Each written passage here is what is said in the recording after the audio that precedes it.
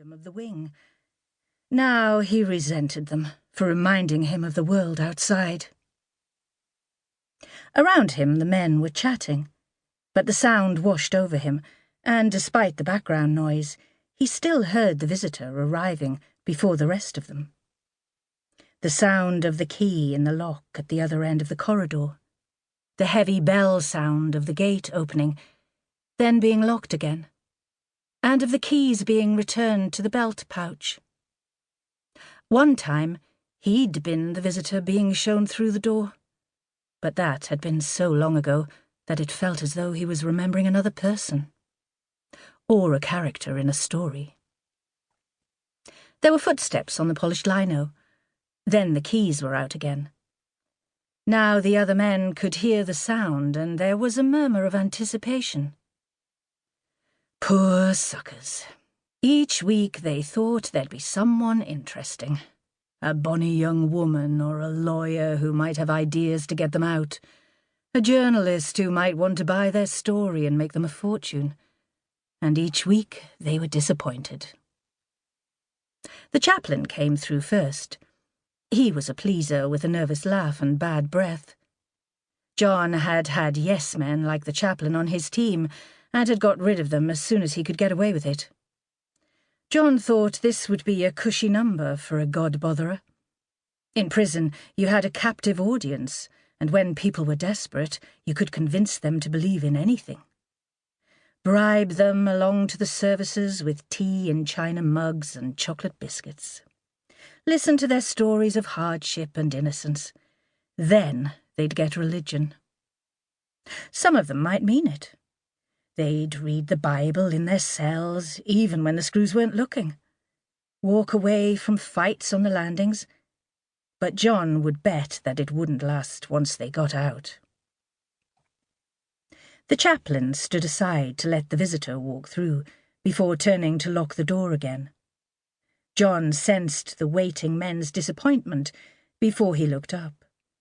There was obviously nothing to catch their interest in the new arrival, nothing glamorous to bring a touch of colour to their grey lives, no young lass in tight jeans or flimsy top, no pretty young man for those who were that way inclined.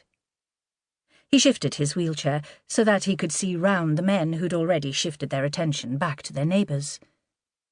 The woman stood just inside the door and was caught in a patch of coloured light.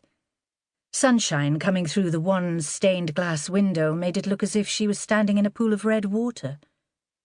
She was big, and she wore a tent-shaped dress covered in purple flowers. Her legs were bare, and on her feet were the kind of sandals that walkers and climbers might wear. He could tell just from the way she stood and stared back at them that this was the last place she wanted to be. She was impatient, and she wanted this over. Something stirred in his memory. It was the way she stood there, legs planted apart as if it would take a bulldozer to shift her, brown button eyes scanning the room. He was in a house in the hills drinking whiskey. Sitting here with the background smell of onions and disinfectant that permeated every space in the institution, he could taste the peat in the whiskey and feel the heat from an open fire on his face. He could remember the shared obsession that had lost him his job and had ultimately landed him in this hellish place, away from one of the few people who'd ever needed him.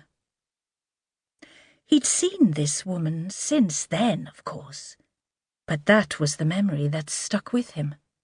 And he sensed a wisp of hope, of an idea, the possibility of escape.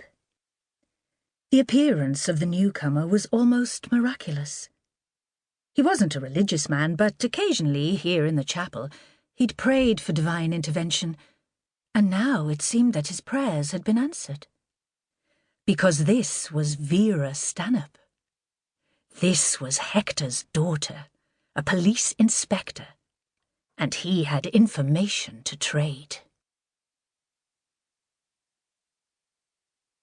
Chapter 2. Vera was at the prison.